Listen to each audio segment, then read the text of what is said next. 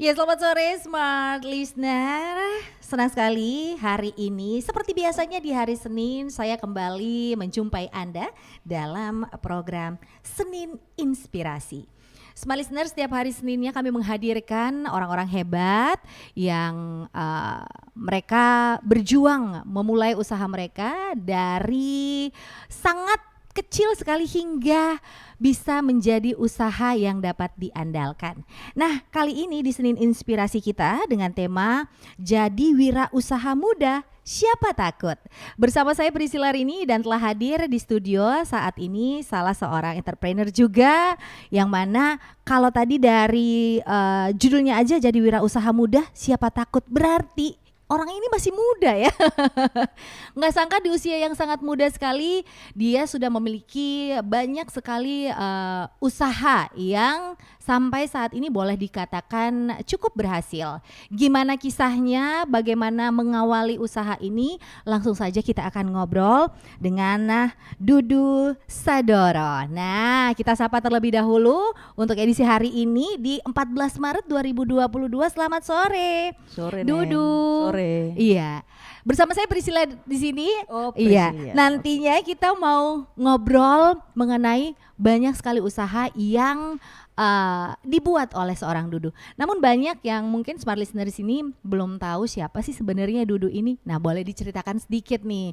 Kalau Dudu sendiri ini basicnya itu dulu apa sih sebenarnya? Basic sih sebenarnya pekerjaan utama itu event organizer sebenarnya. Jadi basic di IO, kuliahnya itu di jurusan komunikasi. Seperti itu. Jadi basic kerjaan pertama sih event organizer. Jadi event organizer dulu ya, Nah, pertama Jadi awalnya. awalnya jadi kru-kru dulu. Oh. Kru events, ngikut sama orang-orang yang akhirnya bikin event organizer sendiri, bikin IO sendiri. Oke, Gitu. itu awalnya. Awalnya. Ya. Jadi seorang IO kemudian sekarang melirik dunia usaha lain. Nah, untuk acara kita sore hari ini di Senin Inspirasi, Smart Listener bisa langsung Anda saksikan melalui YouTube @smartfm Makassar. Nanti di sana kalau mau ngobrol, mau bertanya, bisa langsung chat di kolom komentar kita terkait dengan tema kita dan juga narsum kita untuk sore hari ini.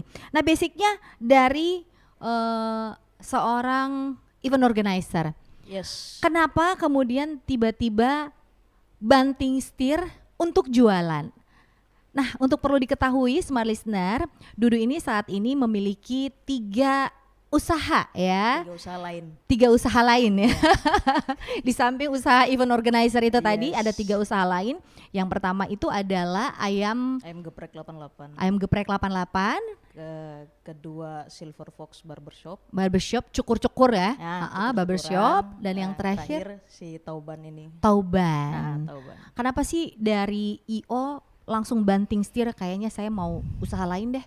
Sebenarnya kalau mau dibilang banting setir itu juga enggak sih, Neng, karena kalau banting setir berarti kan saya meninggalkan pekerjaan utama. Sedangkan ini saat ini event organizer juga pun jalan, gitu kan. Jadi lebih memilih untuk mungkin kata-kata tepatnya adalah menambah sumber keran air baru. Oke. Gimana sih awal mulanya ceritanya sampai banyak usaha lainnya bermunculan? Jadi dari F&B yang sekarang masih ada itu, ayam geprek sama si Tauban ini, sebenarnya usaha F&B lain itu udah ada, Neng.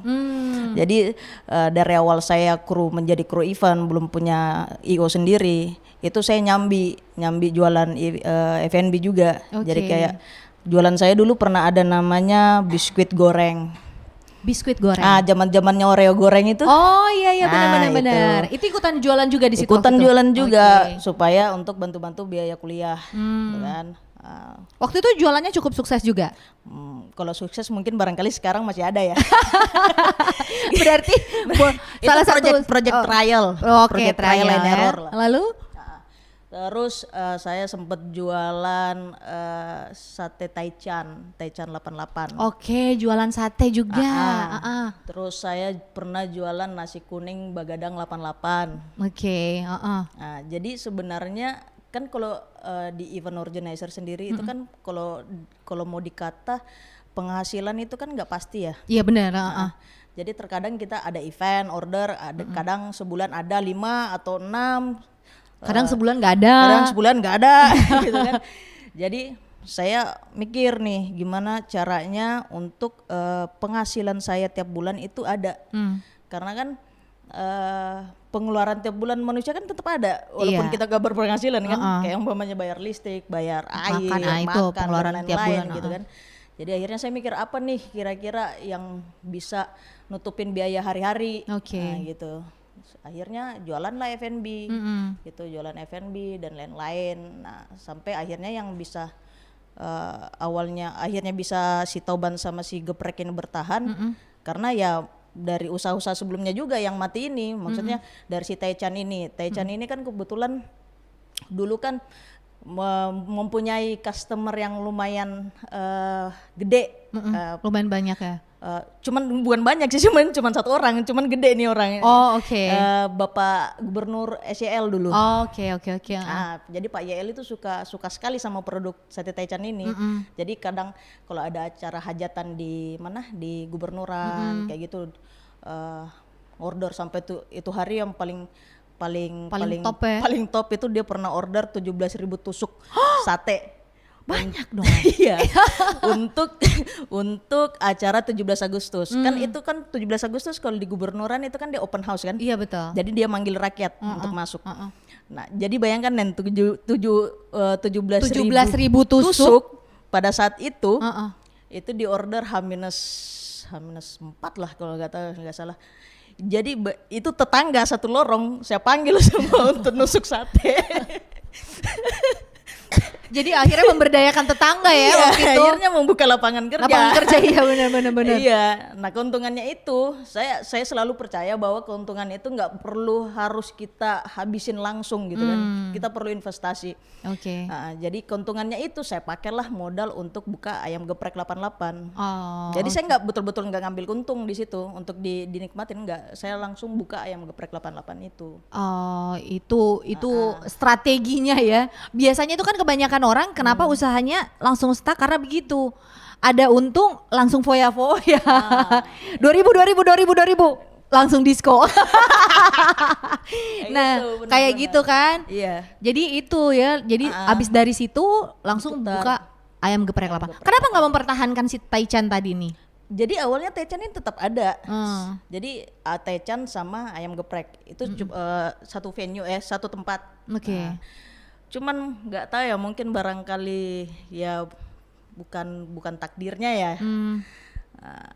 Karena kan ini agak filosofis sebenarnya. Tapi Umar bin Khattab kan pernah bilang kayak gini, apa yang menjadi takdirmu, apa yang bukan menjadi takdirmu itu pasti akan melewatimu, dan apa yang akan menjadi takdirmu itu pasti akan menyamperimu. Oke. Jadi mungkin barangkali Taichan ini bukan takdirku sebenarnya. Jadi akhirnya lewatlah si Taichan ini. Oh, I see. Oke. Nah, ayam geprek yang bertahan sampai sekarang dan muncul newcomer ini. Newcomer. Si Tauban ini. Oke. Nah, smart listener, sebagai informasi aja nih, Taubun ini kalau kita berkunjung ke tempatnya, nyaris kita sekarang ini udah nggak dapat tempat duduk deh. Antriannya itu panjang banget dan ini merupakan hidden gems juga untuk anak-anak muda yang ada di Kota Makassar yang nyari tempat ngumpul sama teman-teman dengan konsep yang cukup unik. Karena di Makassar kayaknya belum punya nih konsepnya seperti ini. Nah, seperti apa sih sebenarnya konsepnya, kenapa bisa seperti itu? Nanti kita tahan dulu mengenai Taubun kita satu persatu karena ini jenis usaha dari Dudu ini cukup banyak juga ini smart listener. Bayangkan di usianya yang masih sangat muda, 19 ya. 19 ya umurnya. Sangat 19. Usianya sangat muda sekali tapi usahanya sudah cukup menggurita. Usahanya sudah cukup banyak. Nah, ini mungkin apa yang membuat Dudu yakin bahwa saya kalau melakukan ini atau saya buka usaha ini pasti saya berhasil. Padahal kan biasanya kalau anak-anak muda itu kebanyakan takutnya. Iya kan? Apa yang kemudian membuat yakin, oh iya saya kayak kalau usaha ini saya pasti yakin berhasil. Sebenarnya bukan berangkat dari pemikiran seperti itu, gitu kan. Karena nggak semua usaha yang kita buka itu berhasil, nggak semua. Dan usaha itu contoh saya lebih milih cerita tentang contoh kasus lah ya. Mungkin lebih enak ditangkapnya, lebih gampang. Jadi contoh kayak once temanku datang, dia ngomong, "Ih, kok gimana ya bisa sampai usahamu sampai seperti ini gitu kan. Kenapa kau berani dan lain-lain." Yes, betul. Saya bilang usaha itu kalau nggak gagal berarti nggak usaha. Jadi rumus pasti dalam usaha itu harus gagal dulu, Neng. Gitu. Udah berapa kali gagal ini kalau Dudu? Contoh si biskuit goreng nasi kuning 88 si Taichan itu kan project trial and error, itu kan kegagalan. Oh betul. Dan pasti kerugiannya juga cukup banyak ya kemarin ya. Kalau di total kerugian kemarin berapa sih? Lumayan lah ya. Bisa dapat DP satu rumah lah ya. Enggak lah. Cuman saya lebih ngambil point of view seperti ini sih, ketika saya gagal itu lebih kayak kalau kayak gitu kan akhirnya kita miris, kita akhirnya aduh hilang duit kok segini, hilang duit kok segitu, itu kan akhirnya jadi vibes-nya negatif ya. Jadi saya lebih point of view-nya lebih kayak gini, ketika saya gagal ya udah berarti gagal itu dan uang yang gagal itu adalah uang belajar saya sebenarnya. Once ketika kita kecil juga kita sekolah kan kita belajar sesuatu kita kan bayar kan, Neng. Betul. SPP dan lain-lain kan, kuliah pun juga begitu. Benar. Jadi usaha itu pun kalau gagal ya anggap aja kalau uang yang terbuang di situ adalah uang belajar kamu sebenarnya. Jadi kita bisa ngambil sudut pandang positif seperti itu. Karena dalam usaha sih kalau nggak gagal berarti nggak usaha. Iya sih ya. Sama dengan belajar ya. Iya. Ya kalau nggak gagal berarti kita nggak belajar dong ya. Iya, karena gagal itu perlu. Karena kenapa? Karena kita belajar. Kedua, kita mempunyai pengalaman. Ketiga, kedepannya pasti kita akan lebih berhati-hati. Yes, betul. Jadi ini rumus yang pasti. Jadi ketika ada temanku yang tanya usaha apa yang bagus atau yang bagaimana usaha yang langsung berhasil atau usaha yang enggak bisa gagal, saya bilang enggak bisa. Usaha itu perlu gagal karena kau perlu ambil pelajaran di situ. Apa sih sebenarnya kurangnya yang kemarin ya? Betul. Ya, itu perlu, gagal itu perlu kalau dalam usaha sih. Sebenarnya kalau enggak gagal ya bukan berusaha karena kau enggak dapat pelajaran dari situ. Pokoknya kalau mau kaya ya nggak ada yang cepet deh. Seperti yang kemarin itu ditangkap itu terlalu cepat itu proses kayanya. akhirnya kan apa, ketangkap karena nipu orang. Tapi kalau emang kita benar-benar mau usaha kita berhasil ya itu tadi seperti yang disampaikan oleh Dudu, harus belajar, harus mengeluarkan emang kerugian ya. Kita emang harus benar-benar rugi, harus berproses. Baru kita tahu bahwa oh iya kekurangannya di sini dan kita perbaiki di usaha berikutnya. Betul. Nah, kita juga penasaran kenapa sih kemudian melirik dunia entrepreneur khususnya jualan makanan. Kenapa nggak jual baju, kenapa nggak jual sepatu, kenapa makanan sih pilihannya? Jangan kemana-mana, kami akan segera kembali di Senin Inspirasi. Masih bersama dengan Dudu, jadi wirausaha muda.